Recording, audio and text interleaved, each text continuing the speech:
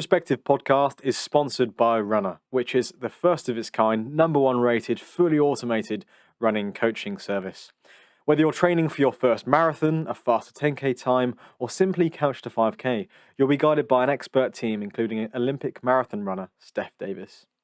Download Runner, spelt RUNNA, today from the App Store and take your running to the next level. With code ZAK, you'll be able to get your first 2 weeks free and see what all the hype is about. That's ZAK, Z-A-K, for your first 2 weeks free. Hey guys, it's Zach Villeneuve-Snell here, and how is everyone doing? Welcome to episode 20, yes, 20, of the Extrospective podcast. Before we start today, I just want to say a huge thank you for your continued support of the podcast as we go from strength to strength, now surpassing 1,000 streams on Spotify. It's notoriously difficult to grow an audio-based podcast, and although we do have the video, of course, it's difficult to get those shares up. So if you've enjoyed listening, please do consider sharing it with your friends. It would mean the world if you could leave a 5-star rating if you've been enjoying the podcast. In this week's episode, I am joined by Tom Ramsay, who is the founder and head coach at The Edge Coaching. We decided to record 2 episodes, the first, this one, being his story, the second answering all coaching related questions, which will come next week. In this episode, we discuss how competing in motocross from the age of 6 fueled his competitive drive, the years spent training to become a professional athlete, and juggling the business with starting a young family. Tom is a super down-to-earth, relatable guy, and he talks about the importance of progression in any fitness endeavour to keep his mental health in check. For all your sports and nutrition questions, check out next week's episode. But in the meantime, here is the story of Tom Ramsay. My wife and I got our first house with a mortgage. Within that 3-month period, I also sacked my job off and started up The Edge Coaching. Performance, fitness, and keeping healthy. If I don't put that at the front of the priority list, my mental health goes way down. By the age of 6 years old, I was racing my motocross bike. Motocross is absolutely brutal. At that point in my head, I probably thought that at some point I wanted to turn pro. I'm looking around and half of them are hungover. Some of them have just been sick, and I'm like, what on earth? I see myself more as an athlete who loves to ride and race his bike. I just turned to my mum and I said, that is what I want to be. I want to be a performance conditioner. How's it going? I'm very well, thank you. I'm very well. Thank you for having me on. Can't wait for this one because, as many of the listeners will appreciate, a lot of the guests so far have been in the realm of performance sport, in various sports, but there's been a common theme because of the way that I've come and approached this from my own background. And so I thought it was prudent at some point to have someone who coaches for a living and does this full time. So first question we're going to ask Tom, before we delve into all those coaching questions that will come later on, is who are you? How would you describe yourself? My name's Tom Ramsay, and although I may feel like I'm still in my early 20s, I am now 30 years old. I currently live in a town called Beverley in East Yorkshire, and which is, if I'm right, quite a long way away from you. I'm a loving father to my 2-year-old daughter Millie, and a proud husband to my wife Becky. And I'd say collectively we are a very active family. My wife is also very much into her fitness, like myself. She's a runner, so naturally, exercise, training, and health is always at the forefront of our lives, and always has been ever since I met her. We know it's important for our mental health as well as our physical health. So yeah, that's very important to us. I was also born and raised in East Yorkshire, where I am now, but over my lifespan, I was actually thinking about this ready for the podcast. I've actually moved house around Yorkshire a total of 10 times, which includes the moving for uni and obviously different work and so on and so forth. I don't have any siblings, so I'm an only child, and only recently I found out how uncommon that is actually. And this may or may not have its own influences on my life story, I guess, which we'll probably cover at some point. But professionally, I am the director of my own company called The Edge Coaching. But that to me that just sounds way too corporate for my liking. I hate calling myself a director, so I prefer just to be called a cycling coach, and that is what I do full time. So I am the lead performance coach for my business, which has been operating for about 5.5, 6 years. Aside from family and business, as I say, I enjoy keeping fit. I enjoy pushing myself and seeing myself get fitter and faster in whatever discipline I'm pursuing at the time. A lot of people kind of call me a cyclist, and I am best known for my performances on the bike in a few different disciplines, many different disciplines actually. But it's funny, I wouldn't necessarily call myself a cyclist. I see myself more as an athlete who loves to ride and race his bike, which is quite hard to describe to a lot of people. But yeah, that's who I am in a nutshell. I think that's a pretty comprehensive kind of bird's eye look at who you are today, and it's really interesting to hear. It's been 5.5, 6 years, and I really can't wait to ask you loads of questions about that side of things. But we've got to build the picture first to give people an insight into who you are on a more like psychological level. Before we started this, you I sent out like a form for people to fill in just to give a bit of a background, and you describe yourself as positive, observant, and organized. What does that look like for you now, and what do those things mean to you? Well, first of all, I found it very hard to answer that question. I thought when I was reading through them, I thought they'd be very simple to answer, and they certainly weren't. I was deliberating it for a long time, especially because it was just like a multiple choice tick box kind of thing. I thought it'd be very simple. Yeah, I first of all, I generally am take a positive spin on most things. My wife always tells me that. It could be a very negative scenario, and a lot of people will have that kind of glass half empty approach to certain things, yet generally I'm always the one to kind of yeah, see the light in things.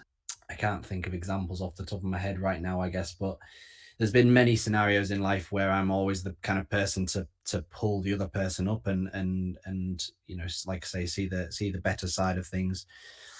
What else did I say? Positive and Observant and organized. yeah, so observant and organized, I guess that comes with the job. Being owning your own business, you've got to be well organized. You've got to organize your time efficiently, and yeah, I think that's from the forefront years ago. I mean, my mum's always said that I'm a very good kind of project planner, and I like timelines. I like to know what I'm doing and when, and making sure that not only myself but other people are in the right place at the right time and doing what they should be doing, kind of thing. And with regards to being observant, I feel like I've got a good uh, perception of what people are thinking without them telling me what they're thinking. I feel like I'm a good people watcher, and I'm good at relating to people on different levels. If that kind of explains my answer to that. Yeah, it's like discernment, like being able to almost predict things or understand people before sometimes they've even realized it themselves, Hmm. which is something I think I may potentially share in that direction of things in regards to understanding people. But from my perspective, it comes because I've understood myself first and I see myself in other people, right? So let's wind back the years. Let's build the picture. Where did you grow up and what were you like as a kid? So I was born in Beverley, which I live now, and I grew up in a nearby town called Driffield. Driffield is a smaller town than Beverley, and if I'm honest, not much happens there. It's yeah, a small town. Growing up, as I say, I was an only child, so I guess I was quite because of that, and because of the fact that my parents worked a lot. My mum was in public health, and my dad was more kind of manual labor kind of work, doing lots and lots of long hours. Because of that, I think I was quite early to be socialized. So going into nursery at a very young age, after school clubs and so on and so forth. So mixing with others was yeah, something that certainly happened. But that being said, I realized that I was also very, very good at being alone. You have to be as an only child. I really, really enjoyed my own time to myself, and I would happily be left to my own devices, whether that be, well, a lot of it was fitness related, whether that be going out on long bike rides or long runs, or I mean, at the time, I certainly don't do it now. I haven't done it in years, but just playing video games and dossing about as you do as a young kid. One other key point as well, I guess, is I spent a lot of time with my grandparents, because again, my mum and dad worked, so like school holidays, for example, my mum would drop me off at my grandparents' house, and I'd have a full day with my grandparents, which and they had a lot of time for me. Like they would play games with me, they would study with me. There was one story my grandma was telling me earlier. Actually, it was I used to. My grandma had a fairly big garden, and I used to design like a cross country running course around my grandma's garden, but I was the only one there. So I would tell my grandma that she has to stand and watch me and cheer me on and pretend that she's a crowd. And she had to give me commentary while I was running round doing laps on my own. And she had to record me with a stopwatch and tell me what my lap times were and so on. Like, I think you have to be quite inventive as an only child sometimes. You know, we're talking at, I don't know how old was I then, maybe 10 years old, something like that. But that was my personality. I loved challenging myself, and I loved making up little ways of doing that, I guess.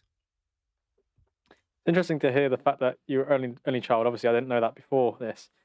And not saying only childs have a greater likelihood of setting up their own business, but it does quite clearly connect with then being like a. Obviously, you've employed someone now, but as a someone who's going out there and doing it on yourself, being comfortable in your own time, being a bit more driven in that regard.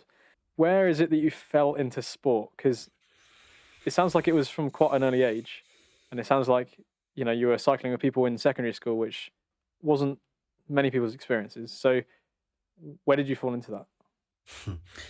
Listening to a lot of your previous guests who are cyclists, you can see a fairly natural path for a lot of them. Whereas mine, I perceive as being fairly different to a lot of kids actually. So neither of my parents are into cycling at the time, and growing up, I wasn't very close to cyclists when I first joined school and so on. My dad, however, was massively into motorsports, motocross to be specific. So I mean, this can be quite a long story, but I'll condense it a fair bit. By the age of 4 years old, I had my own motocross bike, and I was riding it around our garden. At the time, we had a 2 acre field, and I was riding a little 50cc motorbike around our field over jumps and so on. I mean, obviously at this time as well, I was clearly having little pedal bikes and push bikes at the time. By the age of 6 years old, or 6 or 7 years old, I was racing my motocross bike. So my dad threw me into the deep end. He sent me out on a motocross race. And my first race, I did 2 laps and came back to the van in tears because I hated every minute of it. I crashed loads of times. And by the time the race had finished and the winner had done about 6 laps, I'd only completed one. But that escalated, and that snowballed, and I got better and better and better. And I raced through the ranks. I got bigger bikes as I got older. By the age of like 16, 15, 16, I was racing a 125, and I got to a stage where I was kind of racing British Championship levels kind of thing. And I developed a great relationship with my dad because of that. He was well into it, and I spent loads of time traveling all over the country with him, practicing racing, and putting my heart and soul into it. I loved every minute of it. While I was doing that, though, I really enjoyed, as I said before, I enjoyed fitness. I enjoyed sport in general.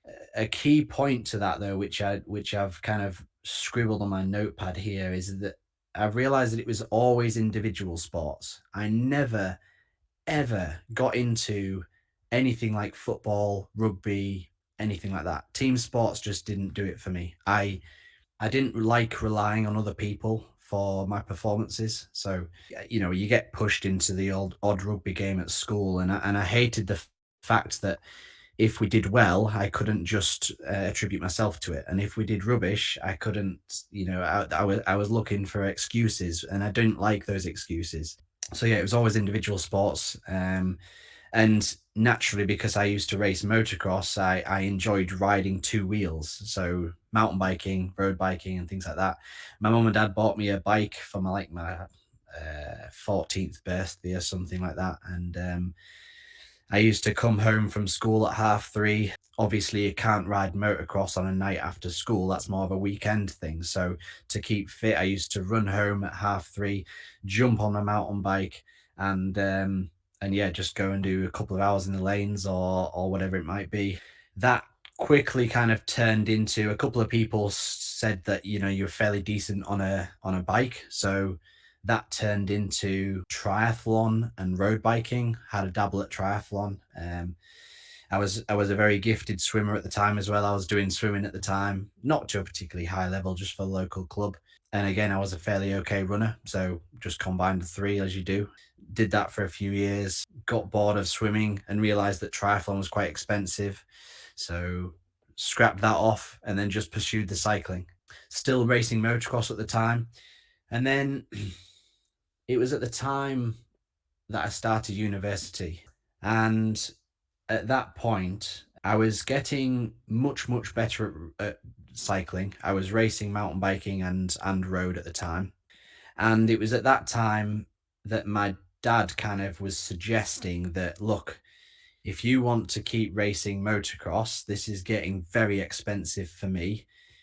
You've now got a job, which I did. I was working while I was at uni, and he said, look, you need to start funding for yourself. Like, start paying for your race entry fees, start paying for the fuel.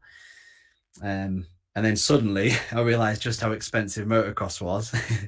And obviously as well, I've got friends in the cycling, from the cycling side of things, which are like, oh, you need to come out on a club ride at a weekend. And I'm like, oh no, because I'm motocrossing again. And my cycling friends never understood that. They were just like, okay, to get better at cycling, you need to come out on more group rides and so on.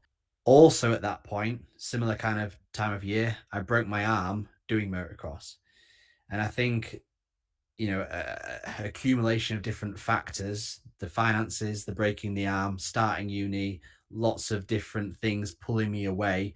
I've said to my dad, look, I don't know if I can do this. I want to pursue cycling a little bit more and focus on my university studies.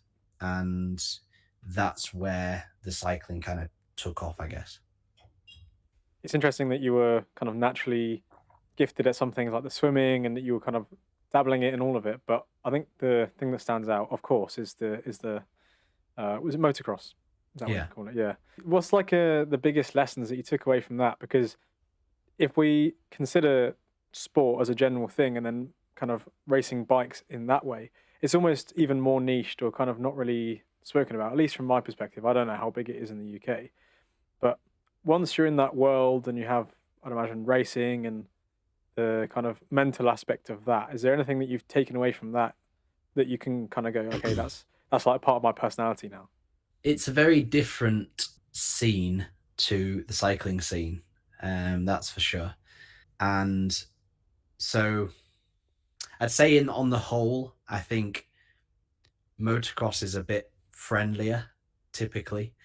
So every single person in that paddock, when you're getting ready for your race on a motocross event, you would say hi to them whether you know them or not. It was very inclusive, and everyone's just there for a laugh. Whereas, I hate to say it, but with the cycling scene, sometimes it's very, very different to that. People are a little bit more keep themselves to themselves kind of thing. The game faces on, and yeah, you've got your groups of friends and your teammates and so on, but you wouldn't necessarily go out your way to say hello to a stranger. But I think the things are changing in cycling. But yeah, I think that was one of the main differences I found coming from the motocross. But with regards to the motocross, when I was doing it, at the level that I was at, the main thing was that I was everyone knew me as the very, very fit guy that does motocross. So when I was doing it, fitness for the sport wasn't that critical. you can be very good at motocross by literally doing motocross once or twice a week and not necessarily training that much around it. Whereas I was a very young, fit individual who did all sorts of different sports and disciplines all the time, that raced motocross on a weekend.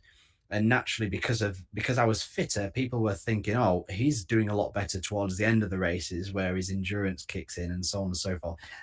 And for anyone who doesn't know the sport, I'll say this now: motocross is absolutely brutal. It is incredibly difficult. And for anyone listening this thinking, "Oh, you just sit there and twist the throttle," it is far from it. But yeah, I mean, for me, like, I wasn't aerobically challenged from it because my aerobic system was very good. But and there's obviously the strength element to it as well. But I realized that I enjoyed the fitness a lot more. So I kind of took what I knew from the racing and the kind of racing mindsets, a lot of the psychological stuff from motocross, and I guess, and applied that to my bike racing. Motocross is there's a lot of mental game in motocross for sure.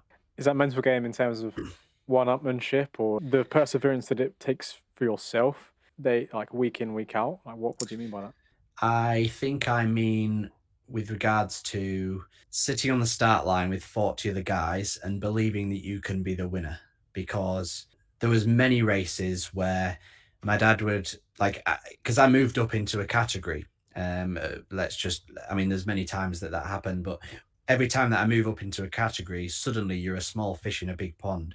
And you look up, you've been looking up to these guys thinking, crikey, they're super super fast, they're on faster bikes and so on. And you're this little skinny pale white kid, that's just been on a small bike and he's only just moved up, and everyone's looking at you thinking, oh, he's not going to do very well. Now, the reality is, my dad used to say to me, look, these are your lap times. These are the lap times that these guys have been doing. You are in the top three. But I didn't look at it like that initially. I was like, yeah, but these guys are proper good. Look what kit they were using, and how aggressive they are. Their personalities showed on the bike. They're not afraid to just lunge up the inside of you and take the wheel out or knock you off. And they're doing big whips on the jumps and doing these huge jumps that I've never even thought about doing. And it's very easy just to be sat on the start line, kidding yourself, thinking, I can't win this. I'm not going to do very well. And I was very much one of those guys that would be sat on the start line, absolutely pooing my pants. But yeah, I guess then you get the results and you realize that, you have a few good events, and then you start believing in yourself. And I guess it's that mentality that I've realized that you take into the cycling. It's the mind. The mind is half the battle for sure. That's one of the really frustrating things when I look back at my own life is I had those similar sort of doubts and weird questions about am I good enough for this, or feeling like I'll just kind of slot in and accept mid pack in a race. When actually, as you say, you kind of learn that if you're competing against these people, you've got to obviously compete them on their level and believe in yourself and have that determination, and that's gonna even make you more likely to succeed, which is an interesting dynamic because you speak there about kind of, I don't know much about the racing tactics obviously, but people kind of darting down the inside. It's almost like the personality of the person in the same way as like driving and on the streets with cars kind of gets shown. It's like the vehicle is like an extension of their kind of character. Mm. And someone who's very disagreeable and very like firm in what they want, and which in some regards can come across as a bit brash, like in kind of personal, like in like a workspace, for example. But on the bike, they use that to their advantage to just not take no for an answer and just go for it. And I guess maybe it plays into that whole thing of like being too nice and not wanting to disrupt and sort of not believing that you're as good as these guys, which is an interesting thing. And have you ever reflected on like where do you think that belief came from? No, I reflect on my life, and I don't think there's anything that kind of necessarily stands out. There's no point in which I've been kind of battered down like loads to tell where someone has said I wasn't necessarily good enough. I think you're very right. one of the term you said is, you're too nice. And there was a lot of, in motocross especially, there was a lot of, the kind of typical alpha male personalities. And they, and I was definitely a younger athlete as well back then compared to the people I was racing with. So I didn't have those life experiences. I was very small, slender, skinny, didn't have a lot of bulk to me at all. So naturally you look at the, just bigger individuals and think, oh, they're stronger than I am and they're not afraid to, knock me off. So I think it comes a lot with that. And in all fairness, I think that probably that in itself, just like a cyclist, if a cyclist is overweight, looking at some very lean individuals might, it might be the opposite way around. As a motocross rider, if you're very, very skinny, you skin and bone, and you're looking at some riders that are very muscular and look the part, and they are known to be the aggressor, it can naturally, I mean, regardless of what's happened in your life beforehand, it can certainly yeah, put your head in a bit of a negative spiral. I was constantly looking at other people and rather than focusing on what I'm good at. My dad was great for that because I would be always talking myself down to my dad, and my dad would pull me back up and he'd say, "Yeah, but I can understand, yeah, what you're saying is right, Tom, but what you've got is you've got your fitness, and what you've got is you've got your smoothness, and what you've got is you can take that jump perfectly, and your corner speed's really good. So, yeah, you might not get the best start, but 20 minutes into the race, you're likely to come back from it." And there was one scenario in particular where I was at one of the biggest races that I've ever done, two-stroke British Championships at Whitby, and we were doing qualifying, and to be honest, I was looking around me, seeing some huge names and thinking there is no way that I'm going to get anything good here. And we do like some timed practice to determine where you start on the grid. And in the time practice, my dad told me, like, he pulled me over and said, "Tom, you are riding like an absolute dickhead. Like, you're just riding stupidly. I know you can ride a lot better than this." And he kind of shook my head. He gave me a few whacks on my helmet and said, "Right, go out there. We haven't come all this way for you to ride like that. Go out there and put a fast lap in. Just ride hard." And suddenly, from a 5 minute lap time, I knocked, or whatever it was relatively, I knocked about 20% off my lap time. And suddenly I went from like 20th place on the grid to fourth place on the grid against some riders that I never thought I'd be contesting. So it just shows, just how impactful that can be. The encouragement, almost in it's hurtful in the short term in a way, because obviously you don't. It's not a nice thing to be told what you're doing is wrong and being shaken out of it. But you kind of need that in a way as well to Mm. then have that belief of like, yeah, you know what, I'm just going to go for it. And I think that's a great thing that your dad obviously did. And I think maybe that is now reflected in maybe some of the ways that you incorporate that into your coaching. So speaking of that transition, you say obviously it was at university age that you realised that maybe the cost of this and maybe the prospects of becoming professional weren't there, and you were thinking, okay, I obviously went to uni, as you said. What did you study? Bachelor of Sports Science in Sports Performance Conditioning. Yeah. Okay, and you said you were a sports person, but how did the degree come about? Why did you want to pursue it more as a? I don't know if it was a career at that stage. Just explain that whole process. So when I finished school, I must confess, I found school harder than I thought I would. I finished school with very distinctly average results. At that point, like genuinely, I didn't really know which way to go. Obviously, I was racing motocross, and I was, in terms of the timeline, I was a bit into cycling at this point, but not much. And it was very evident by this point that I had an interest in sport and in fitness in general, but I didn't really know where to go with it. My mum worked for the NHS, as I mentioned, and and during the summer holidays, the public health team wanted to trial a new initiative whereby young people were introduced to a range of their kind of health promotion activities. And when she mentioned this, I was like, oh, is it worth it? I don't know if I want to do it. It's going to be a bit cheesy, blah, blah, blah. But I was volunteered for that trial. And one of the public health team programs was working with the local rugby team, Hull FC. It was a rugby league team, to promote men's health.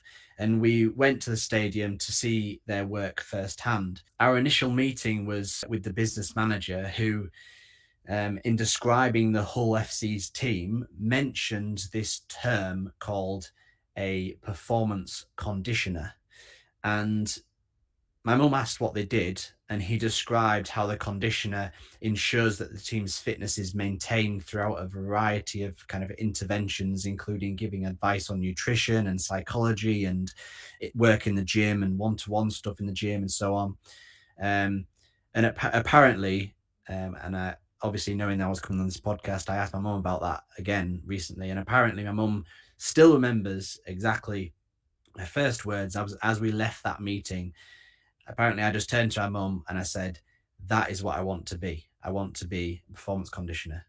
And straight away, I mean, I have good memories of it as well, because as he was explaining that job role, I was like, "Yeah, that is perfect. That sums up everything that I've wanted to be in a role." Because a performance conditioner, you know, some people say it's kind of a glorified PT. But at the time, I mean, there's a lot of online personal trainers now. At the time, personal trainers was literally in a gym environment, saying how many reps you've done, that kind of thing. And a performance conditioner was always very much sports specific, a discipline specific, and they covered a variety of different areas, not just the one-to-one gym work. They covered the nutrition, they covered the psychology, and I liked that kind of overarching, kind of outlook on it all. From there, I went to Bishop Burton College, as which was the next stepping stone, and I studied a national diploma in sports coaching, development, and fitness. That is actually where I met my wife, Becky. So we've been to, oh, crikey, I should have known this. We've been together 14 years, something like that. So that's where I met her. She was doing the same course as me. And at the point in which we went to uni, my wife wanted to do injury management, and I wanted to do, as I've explained. And we found exactly the right courses at exactly the same university. So we both went to uni and yeah, pursued our careers from there. So you get onto this degree, and it's suddenly linking up what you've kind of been putting together as your own individual athlete, kind of going through with your dad coaching you with the motocross and then dabbling in a bit of triathlon, then into the cycling. And you're able to see and actually understand what's going on in your body, the psychology, as you say, and incorporate maybe more of like the strength and conditioning side of things, and just this whole scientific lens on something which is obviously so natural for you as a young kid. Was there like any particular revelations that you took away from studying that as a degree that you just had no idea about before studying? Is it things like, why did I not know this as a kid? And why is this not common knowledge? My time at university was it was a bit of a revelation, to be honest, because I look back at it now, and I had a lot of nervousness going to university. I think everyone does when they first start uni. Again, that whole concept of small fish, big pond kind of thing, and I thought I would be outsmarted by a lot of people. I thought that a lot of people there would know a hell of a lot more than me, and I would be one of the guys that wasn't in the know. I'd be first to admit that. But when I got there, it was quite different. The thing with anything with regards to doing sport, and I don't want to offend a lot of people here, but I think some people pursue it on the basis that they might like football and they can't think of what else to do. Um, for example, or I'm not necessarily football, but they like sport, yeah. And they just think, oh, I can't think of what else I do. I like sport in general. I'm just going to pursue that as my degree. Whereas in reality, like way before that, I was doing a lot of my own research. I was one of, I mean, I think every cyclist is to a degree, but because by this point I was wanting to perform very well myself on the bike, I was spending every waking hour researching different things about heart rate variability, how to train with power, how to train with heart rate. A lot of this was cycling specific, but it applied to different disciplines.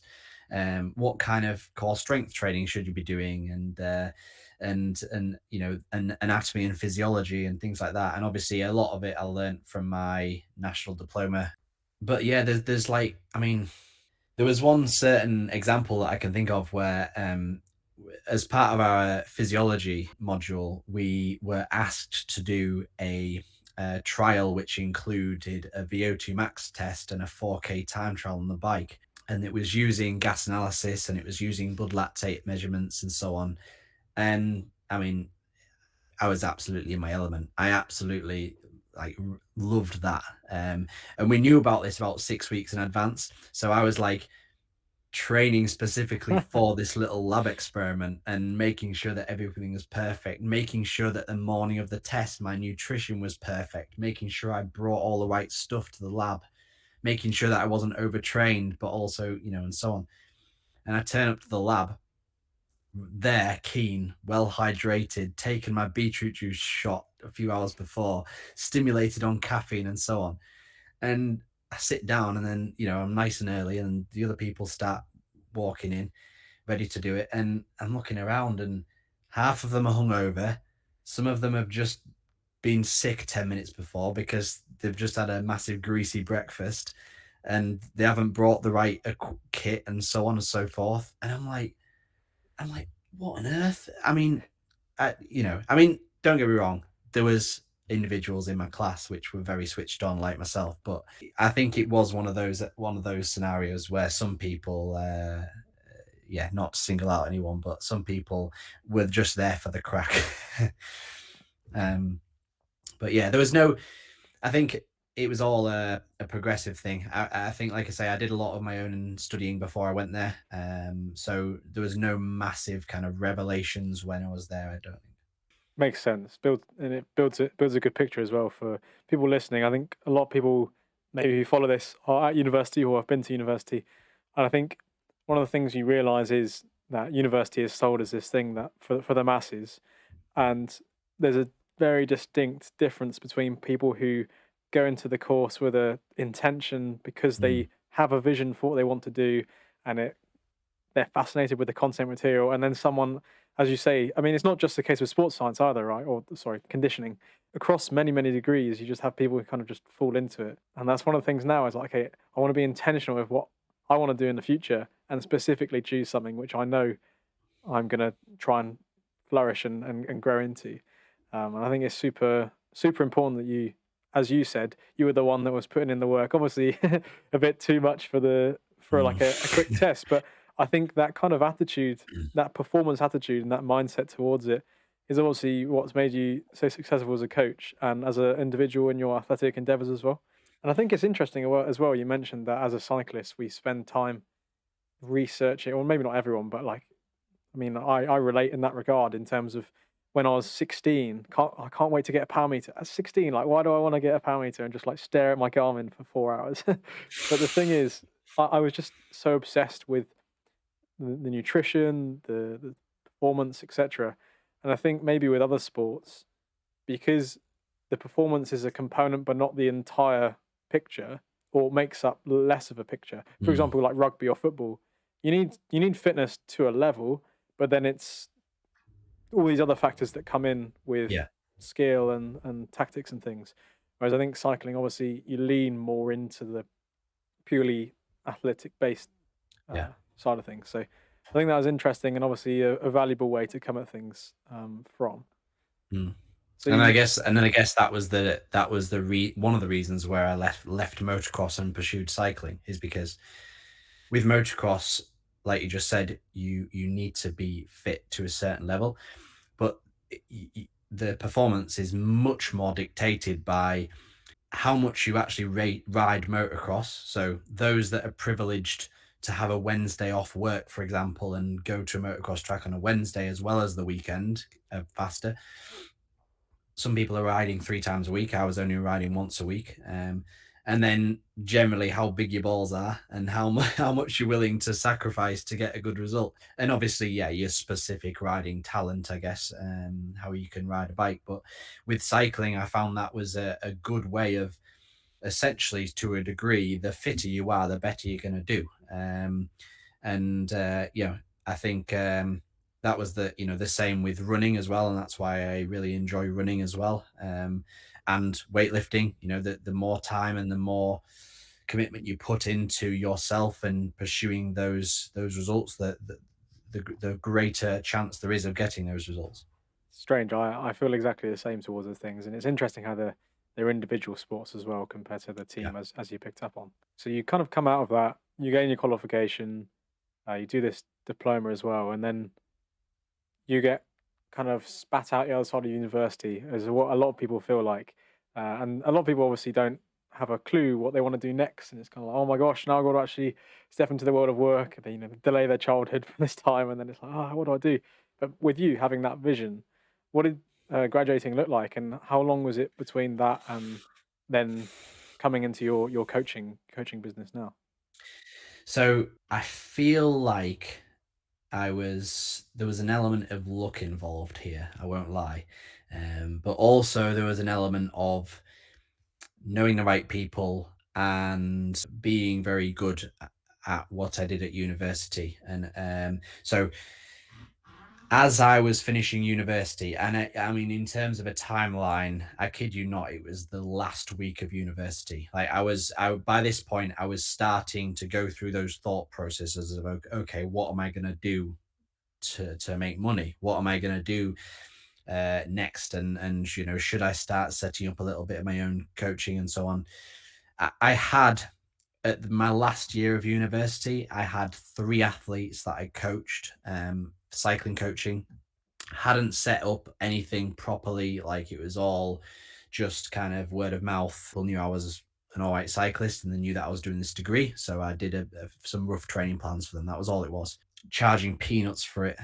And then last week of university, I got an email off the head of exercise physiology, and I was a good friend of his, and he was a cyclist himself as well, and he said, and the email just read that basically there was a local bike shop which are wanting a cycling coach to work for them, to do their bike fits for them. So they wanted to take all the bike fit load off them, but they also wanted somebody to, do some cycling coaching through the bike shop. So that was Giant York. It was a Giant branded store in York. And obviously, I go to uni in York already. I've got the accommodation there sorted.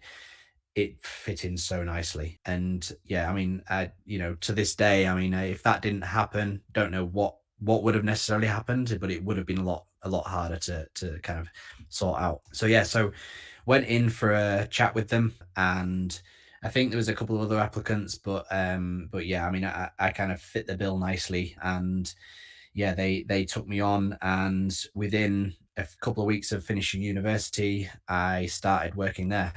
And it was great because not only was I coaching, but I was also doing other elements of running a bike shop. So I was doing customer services, and I was selling things, sales, but also working in the mechanic side of it as well, kind of doing everything.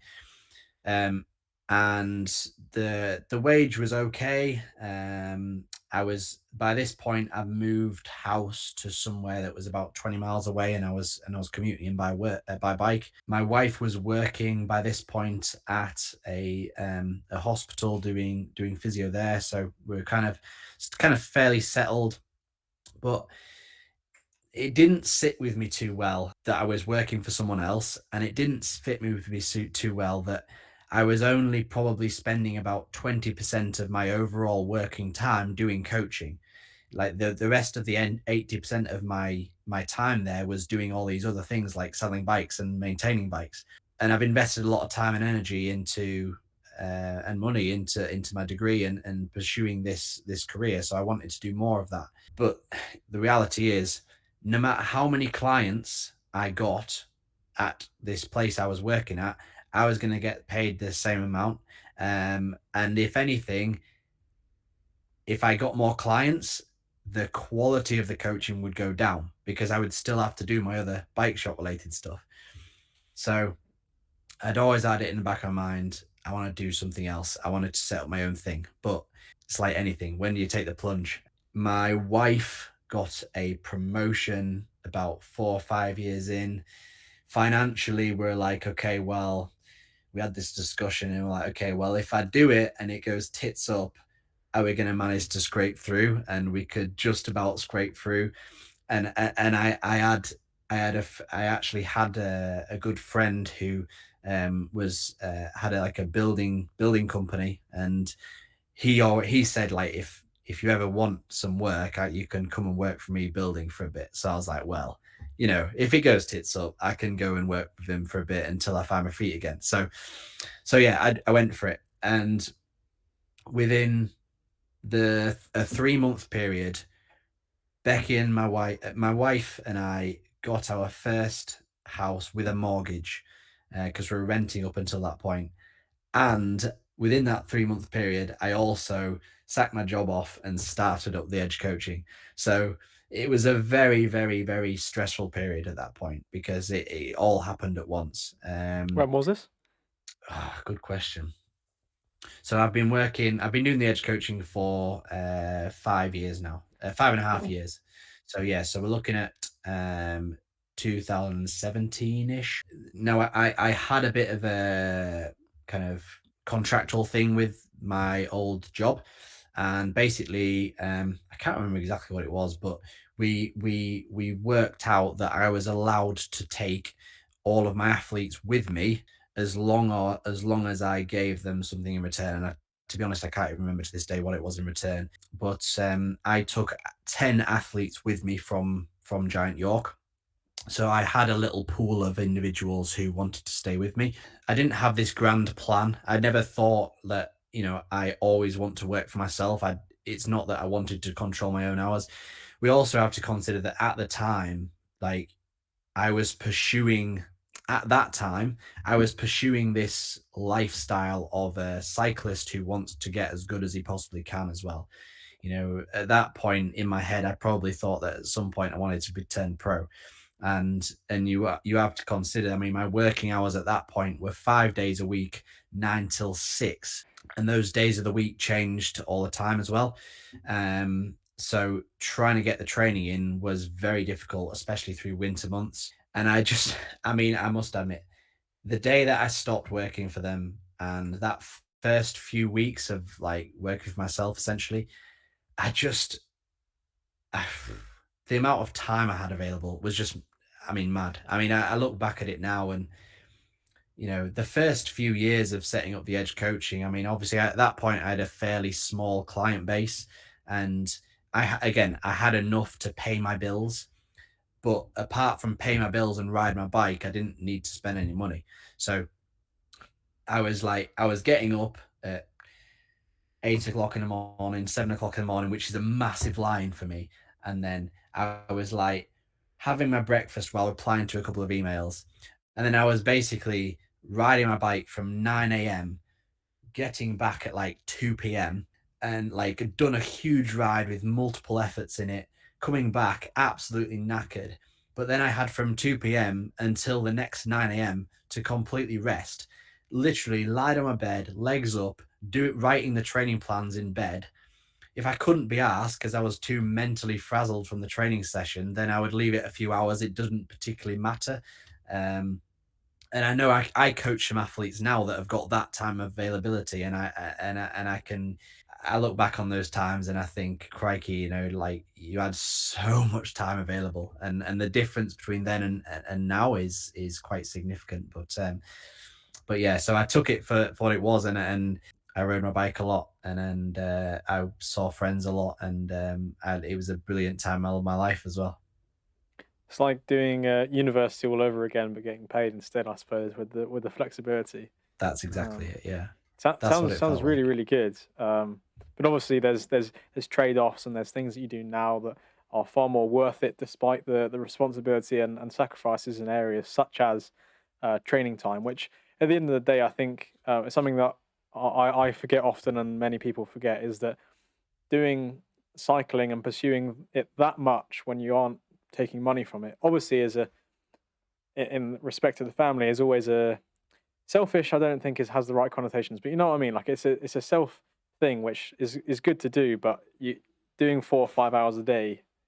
consistently taking up the time, etc., obviously is you time, and so as that begins to decrease, you're able to have a bit of a different outlook on life as you get older as well, I suppose. So as the coaching has developed, obviously I know from seeing a few of the Instagram jokes, but you've started a family, you've got a little daughter, Millie. What's like the biggest difference now that you see in like your routines, and not only your routines as well, but the your whole outlook on life from just coaching and, as you say, like the early days of riding your bike lots, and then where you find yourself now, which is kind of growing a young family and balancing it all. Wow. It's one of those, isn't it? Because I got asked the other day, where do you see yourself in 5 years' time? And you you never think much is going to change in 5 years. But as we quite rightly just kind of suggested, like if you look back at 5 years ago, you realize how much has changed across many different areas of your life, and it just shows. So um, the main difference is that I'm not pursuing the life of a cyclist or an athlete who is wanting to be the best.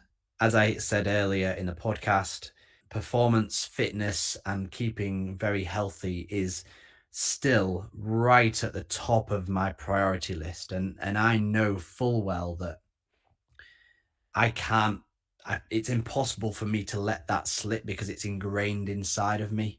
No matter how busy I get with work, no matter how much is going on, it's hard to explain to some people that are listening, but if I don't put that at the front of the priority list, my mental health goes way down as well. So if I'm not if I don't have that, even if it's 45 minutes to train in the day, if I don't eat correctly, if I'm not sleeping correctly, suddenly things start going downhill. When my daughter was born, like for any parent who's listening to this podcast, the first few weeks, first few months is incredibly difficult, namely just because of the lack of sleep. And no matter how good your offspring is sleeping, the first few weeks they never sleep right through. I'd probably say the first 3 months of Millie's life was very difficult. Getting woken up every 2 hours or so, and sleep for me is a massive importance. I've talked about it in length at the podcast. Not only do I know it's important for lots of different elements, but I think for me, I notice the effects of bad sleep more than others as well. So that was the hard part. But still, my wife's had to have 6 weeks of complete rest after the birth. Millie's there. I still made sure that I got in an hour or two of exercise every day or every other day. And a lot of parents let the nutrition slip because they're too tired to think about it. If anything, my nutrition got even better over that period because I was training less and I was sleeping not as good. So I knew it was even more important to make sure my nutrition was on point. But yeah, the main difference is that I'm happy to be moderately okay at riding a bike and pursue the life of being fit, as opposed to pursue the life of being as good a cyclist as I can possibly be. I guess that's the best way of summarizing it. I guess you get to a point where it's like, okay, I'll maximize with the time that I have the training, and maximize sleep as much as you can, obviously in those initial days, but knowing that, yeah, there's potential to be maybe add another 10, 15 watts on your FTP and do slightly better at the local crit E12. But actually, that comes the marginal gains there that would get from doing 10 hours more zone 2 a week is diminishing compared to that time that you could spend with your kid, which is just the most precious things about life, in my view, is that time with family. So you got That's to, exactly it. Yeah. obviously, you reevaluate those values, and I'm not at that stage in my life. I hope to be at some stage, and I think it comes at it's a responsibility, but a responsibility I'm sure you've you've loved and cherished, and yeah, it must be quite nice where you are now, as much as it is challenging. That's it. I mean, you're very correct. I mean, when I look back at the time when I was talking about where I had all day to train whatever I wanted to do, my performance was very good. At that stage in my life, I also, not straight away, but I went through a couple of health related issues, which I've talked about in our podcast and I'm very open about. But that's compromised, I think, where I potentially could have got with my cycling. But before that came about, like I know now with the time available that I've got, I can't get to that point where because back then I was training 25 hours a week, and now realistically I'm at about 10 hours a week. And you can only do so much with regards to manipulating quality in that 10 hours. For me now, I know that on 10 hours a week, I can still be very competitive at, like you say, a local crit. And I'm a very competitive individual. So I will still train as best as I can in that 8 to 10 hours a week and optimize everything that I can so that I can potentially get some good results in my local crit, have my arms in the air a few times and get that feeling of euphoria that we all crave from a race win. But I equally know that because of the lack of volume, it would be daft of me to think, oh, I'm going to do a full road season or enter some big, Nat B road races or whatever it might be, because I haven't got that total endurance in my legs because I can't find the time available to do these longer rides. Knowing that if I did an FTP test tomorrow, I'd be like 40 watts down on what I could have done last April. That feeling of like, oh, I'm not as fit as I once was. Does that ever kind of play on your mind of like knowing that the numbers you're doing or whatever is like not what it was in the past, or have you just accepted that you know what, these are still very good numbers and I'm just happy to go out and train and race and things? No, because this is just individually. So going back to the earlier point about I see myself as an athlete who likes to ride bikes and not as a cyclist. So right now, I'm in the gym 4 times a week and I'm riding my bike roughly 3 times a week because I enjoy riding my bike. I absolutely love strength training in the winter, and I get a lot from that. Now, for me now, yes, if I did an FTP test, whatever it might be, I would know that my numbers are down. But equally, I know that my strength training is going through the roof, and every week I'm progressing massively in that. So, me as an individual, I like to be getting better at something. It doesn't really matter what that something is. Usually, it's either cycling, weightlifting, or running. And I kind of, depending on what's going on in my life, I manipulate those. So so for example, the first few months of when Millie was born, running is the most time efficient training you can do. So you can do like 3 40-minute runs a week, and that is enough of a training load for me to start seeing progression. So when Millie was born, that's what I did. I did like 3 or 4 40-minute runs a week, and I saw myself get better and better at running every week. And that's a great feeling to be able to be on minimal sleep, a new time dad, and seeing getting fitter and faster at running.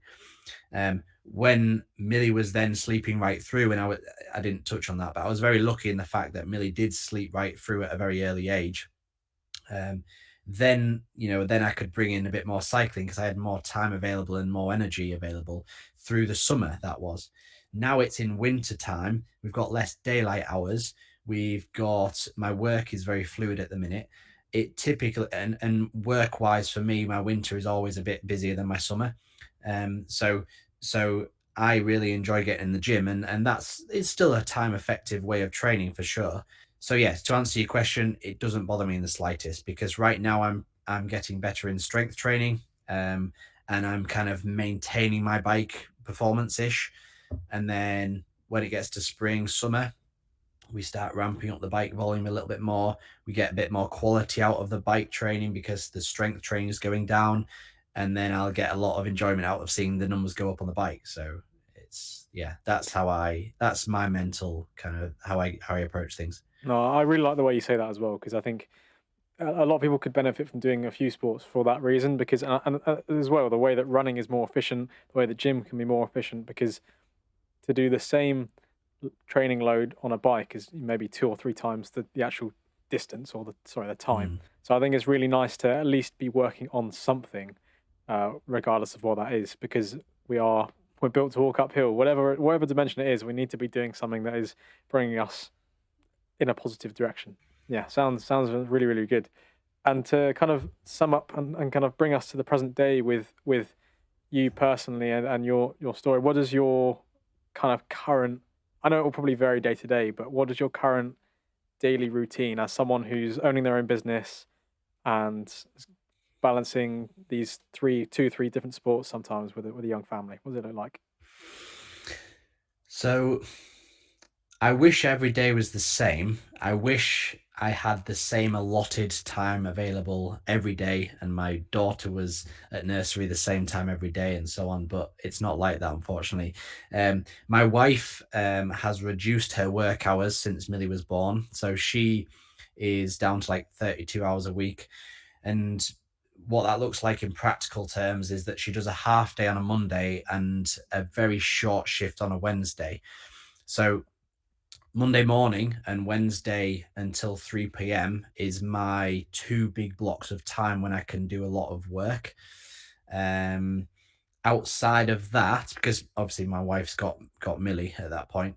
Outside of that, Millie goes to nursery twice a week as well. And then outside of that, my mum looks after my daughter once a week. So every day, I've got a minimum of half a day. Usually it's like between 8 a.m. and 1 p.m. ish. Varies a bit, like I say, to work. But obviously, as well, that is also my time available to train. So you can see straight away where time kind of gets condensed. So a typical daily routine for me is I'm very much a morning person. So and like I say, I prioritize sleep. So I typically go to bed at like a lot of people will laugh at this response. Like we're typically in bed by about 9 o'clock, 9:15 on a night. Um, but I'm up at about 5:30 ish on a morning.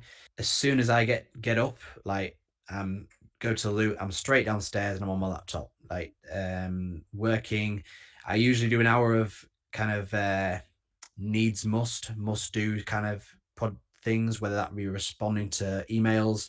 I get a lot of emails and WhatsApps from the previous night saying, "Oh, can you change this in the plan? The weather's rubbish tomorrow. Can we do this instead of this?" And so on and so forth. So, any of those kind of instant replies, I'll do straight away.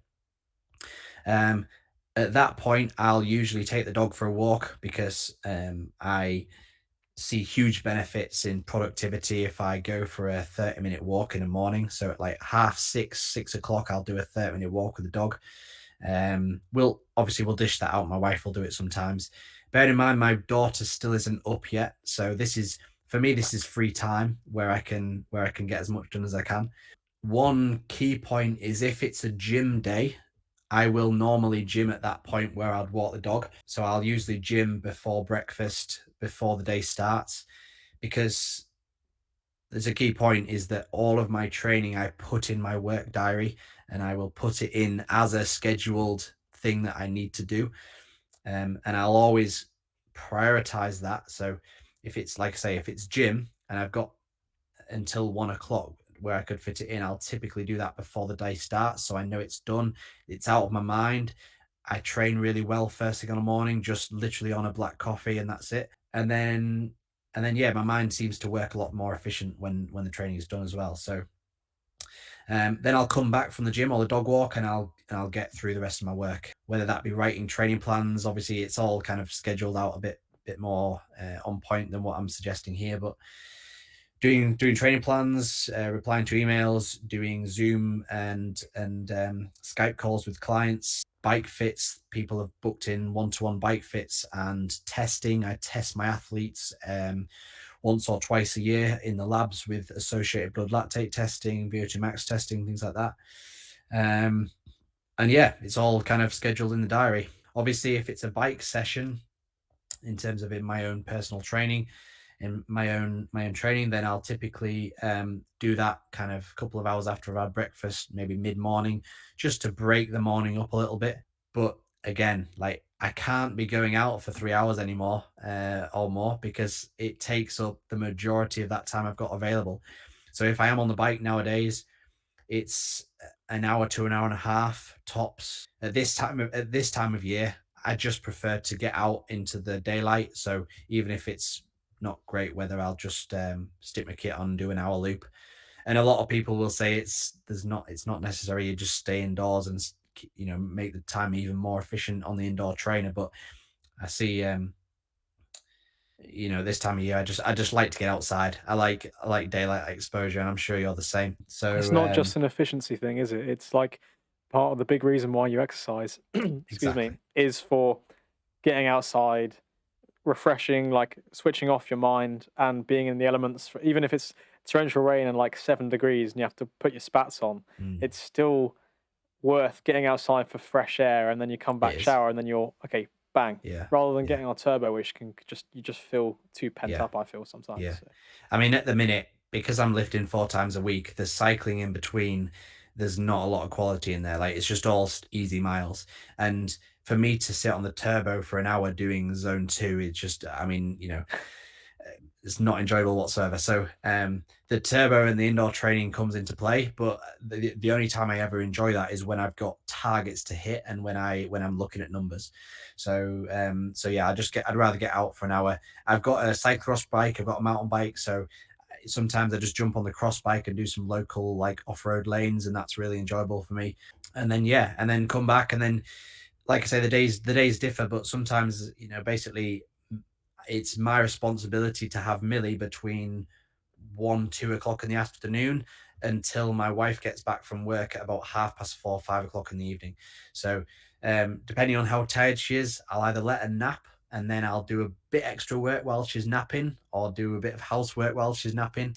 And then we'll usually either like do another dog walk together with my daughter and take her to the park, or take her to a soft play thing if it's raining, or go to the beach if it's a nice day and things like that. And just spend time with her. I mean, she's now at that age at like 18 months old where she's really connecting with me, and she's laughing when I do certain silly things to her, and she's pulling funny faces at me, and and now she's developing a really nice personality, and it's just great to witness, and it's great to kind of yeah it's any of the parents listening to this will understand that connection, and it's a really nice time of the day.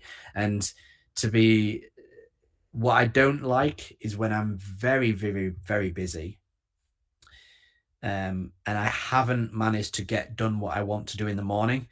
Then what happens is I pick my daughter up. I do my very best, or I hope, fingers crossed, that she naps so I can cram in as much work as I can while she naps. And then even when she's awake, what I'll try and do is like make her occupied watching telly, or give her the iPad to play games on, or just kind of hope that she occupies herself and try and work more. That I'm doing my very best to make sure that doesn't happen, because basically I'd love to just draw the line so that as soon as Millie's home, I don't have to work, and that's my time off work. Sometimes it spills over, and I try my best not to make that happen.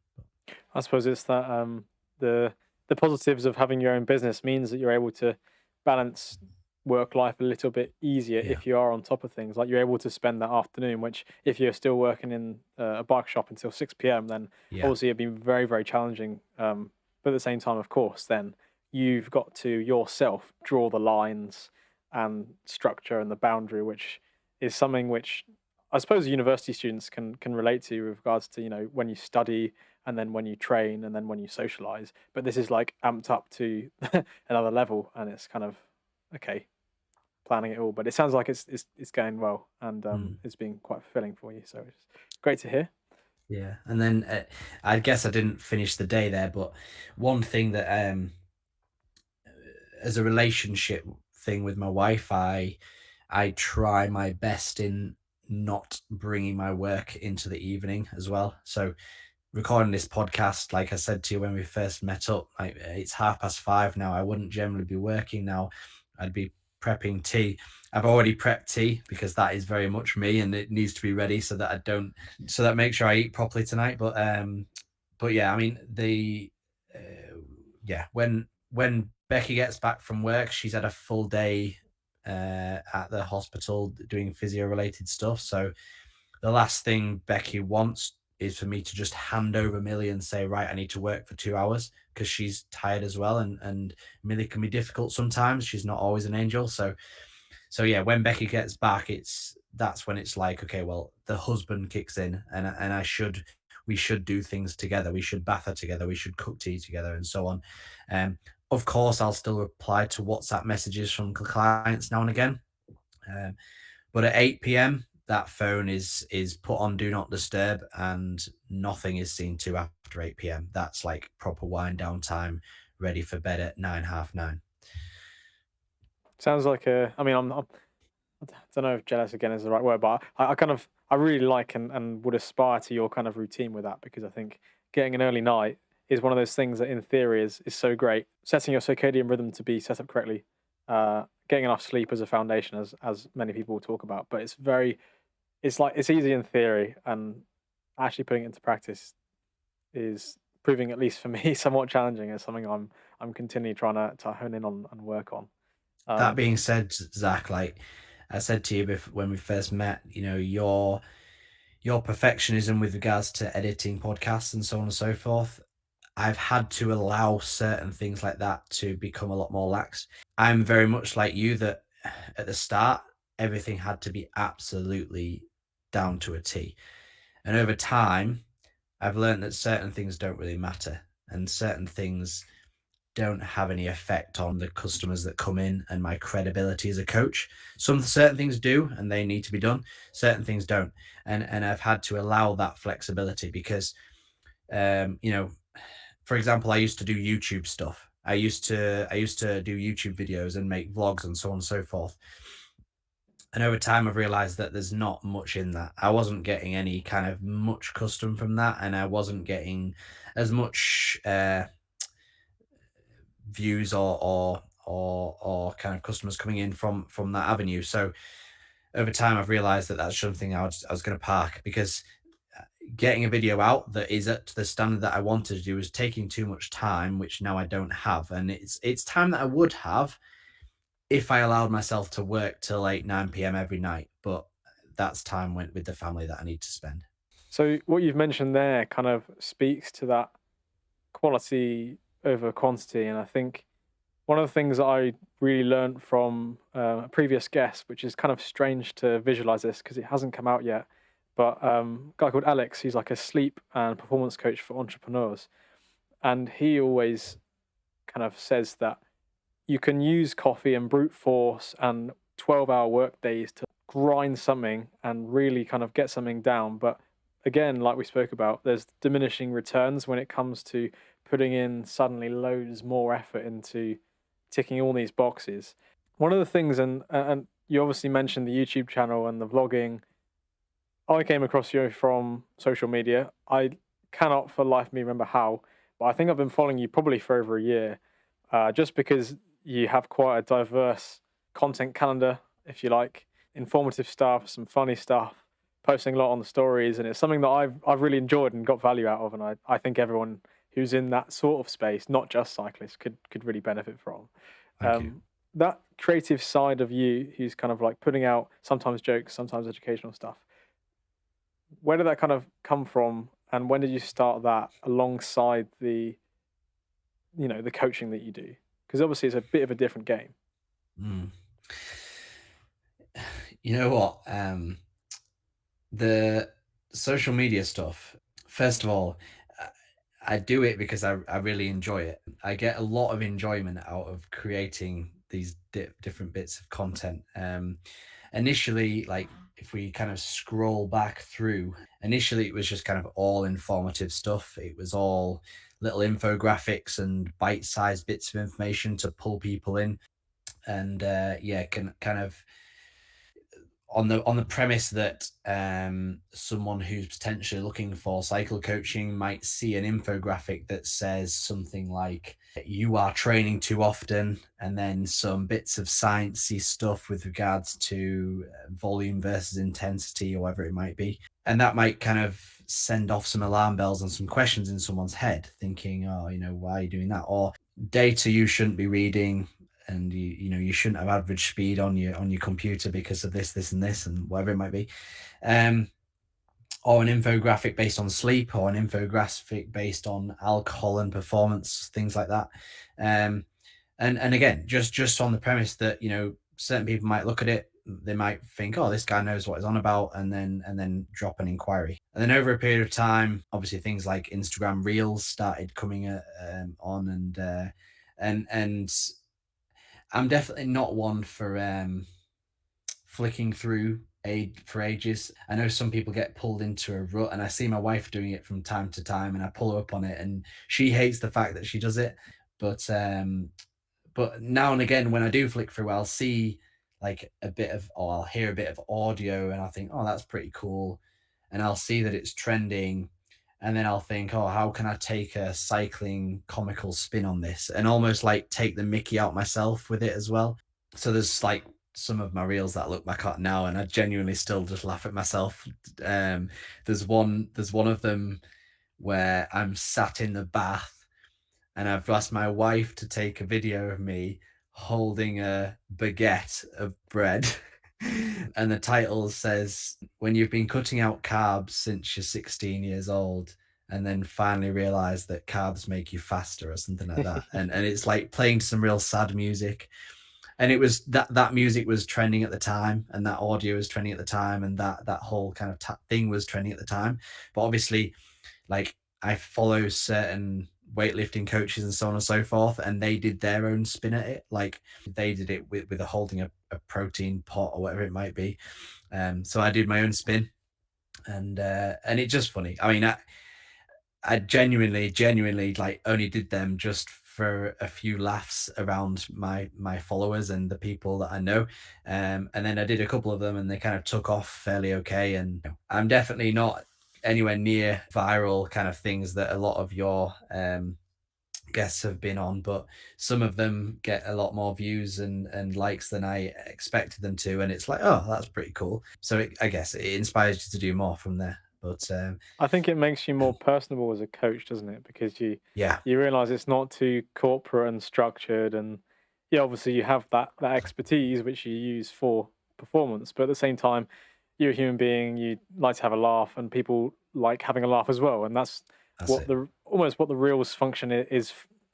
I guess primarily for, or at least what I've seen is, yeah, you have educational stuff, but you have to have things to hook people and Mhm. to kind of draw them in. What one of the series that I really like is just the your performance, like putting like faking. I'm assuming it's fake, putting like creatine in your daughter's Oh yeah. thing and then passing Yeah, it to yeah, her. Like, yeah. um, I you know what? That one, I saw a bodybuilder do it to their kid ages ago, but they made a really, really rehearsed version where their little 1.5-year-old lad was like bench well, they're pressing doing and like stuff. pull-ups and stuff. Yeah, exactly. I Yeah, think I know what and you mean. yeah, um, and ever since my daughter was born, all of my friends and the circle of people that I know will is always saying that, oh, she'll be the next cycling world champ. You know, Yeah. so it was something that kind of came to me. I was like, oh, let me just do a video on this because it'll be quite funny, and and then yeah, I mean, like I say again, it just makes me laugh, and I quite enjoy doing it, and I get a lot of messages like laughing emojis and so on. It just makes me feel good. So why not? But the, as you just said, it makes you relatable, because as much as that is a joke, it is a thought that genuinely comes into my head. Like, I'm not, it's a joke, but I still think, okay, how can I?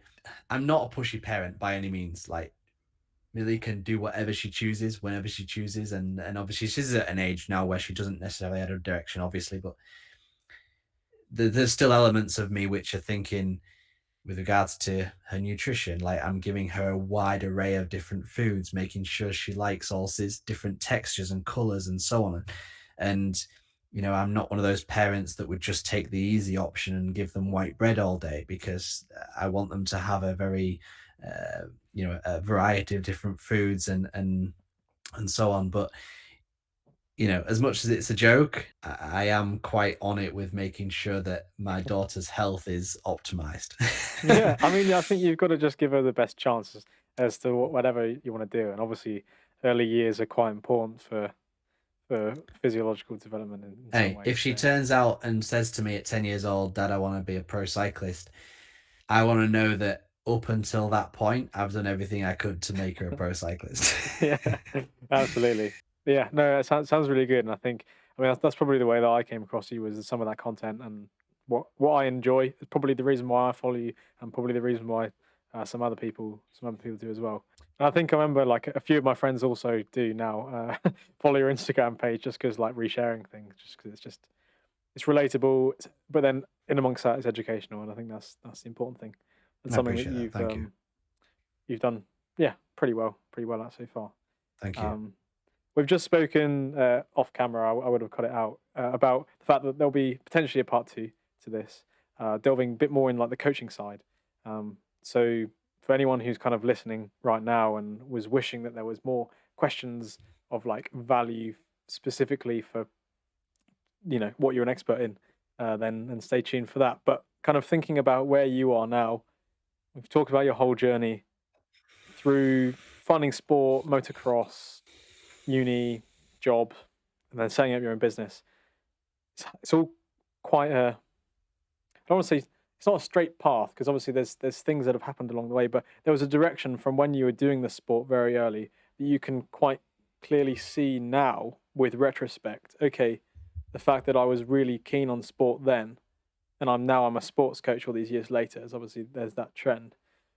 Is there anything that you like? What if you hadn't have landed in this direction that you're going in now? As owning your own business, being so heavily invested in sport, do you have any other sort of major interests that you think you in a different life maybe you would have pursued as a career, or not just as Hmm. a career but just a whole lifestyle? This doesn't necessarily answer your question directly, but the only thing that troubles me at the minute is that I'm a guy who loves to travel. I'm very fortunate that my parents loved going away, and they loved, I think by the age of something like 14, I mean, basically, the reason they worked is to go on holiday and travel the world. Like that's what they enjoyed doing. They didn't spend much money on going out to fancy restaurants. They didn't spend much money on clothes or things like that, but they loved to travel. And by the age of something like 14, I'd been to Kenya a few times, I've been to Thailand, I've been to China, I've been to the Maldives, and so on. The issue is because I was so young, I don't have very many memories of them. So, um, and me and my wife, yeah, are the same in that we love going away. The issue now is um, we've created a life which needs to be fairly grounded in its location. So my job actually isn't very grounded. I'm in a situation, I've put myself in a situation where I could do this from whichever country I wanted to do. And for example, I've got a very good close friend who does some cycle guiding in Mallorca. And he's always saying, we're after a cycle guide, come and live with me and do some guiding. And yeah, I mean, in a flash, I'd be over with him guiding, riding my bike in Mallorca and doing my coaching on the side of it. We've created a lifestyle now with Millie and with our house and my wife's job where we need to be in the UK. And we've got obviously very close family here and so on. So I guess to answer that question, if we rewind right back and we pretend that I don't have a daughter and I don't have a wife, I'd probably be doing something which um, involves a bit of traveling because yeah, I love to get away and I love the warmer climate. I must admit, I'd probably be doing something abroad. It's funny, I actually got asked this exact question though to take a completely different tangent on what job I would like to do if I wasn't involved in cycling at all. And what appeals to me the most actually is being a firefighter. I quite like that. Completely different to what I do now, but I quite like the element of saving lives like that. And then the other thing that I play a bit of interest in is just in public health, kind of exercise referral. So um, right now it's all about making someone who's already very fit even fitter. And actually, I quite enjoy the other end of the spectrum where someone who's not exercising at all and has a lot of unhealthy habits, just telling them to drink a bit more water and walking a bit more, getting the step count up, and not eat jam sandwiches 3 times a day, and what an impact those very obvious things to us, those insignificant things, can make such a profound impact on their life and their health. I think that's in reality probably what direction I would have gone in. Public health.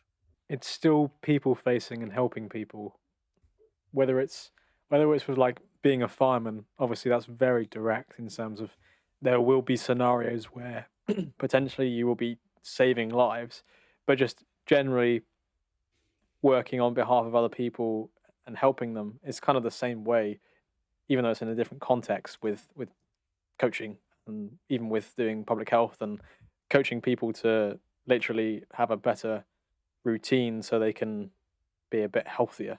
So I Mhm. think it's interesting parallels there. Where do you see yourself in the future? I know you said you got asked that question of like, oh, where do you see yourself in 5 years? But with the business, with your personal life, family, where you're at with that. You mentioned you wanting to travel.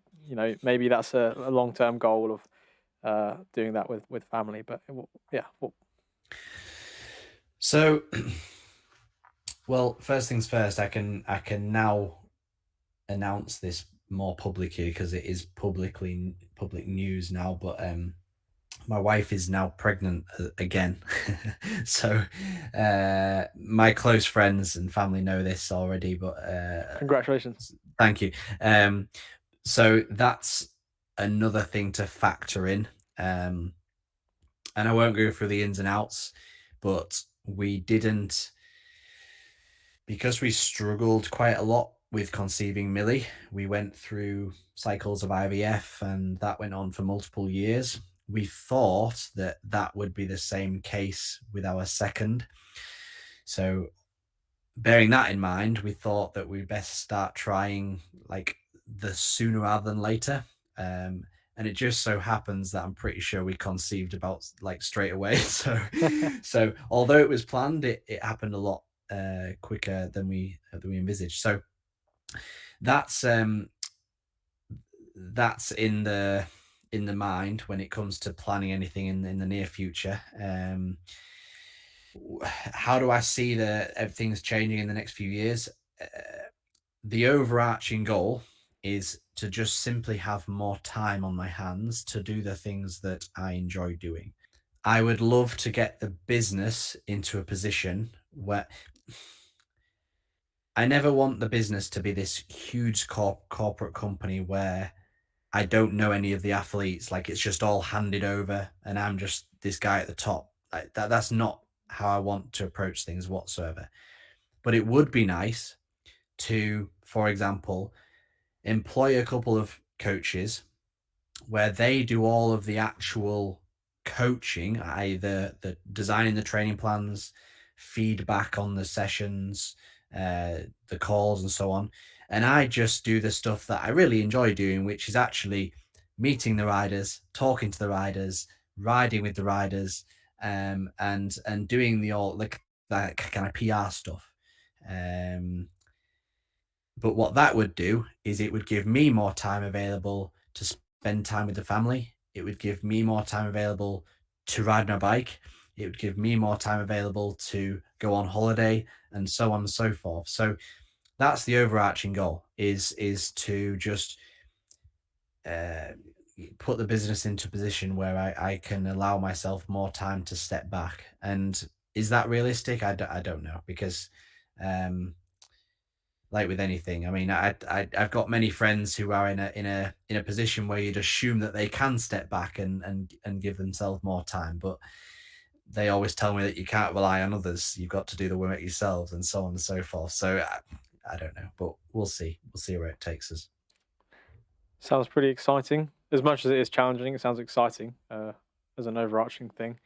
And yeah, I think I personally wish you the best in that. I think if people have connected with you in any personal way, or are curious about the coaching before they've even heard this potential episode two, then how can they go about finding you?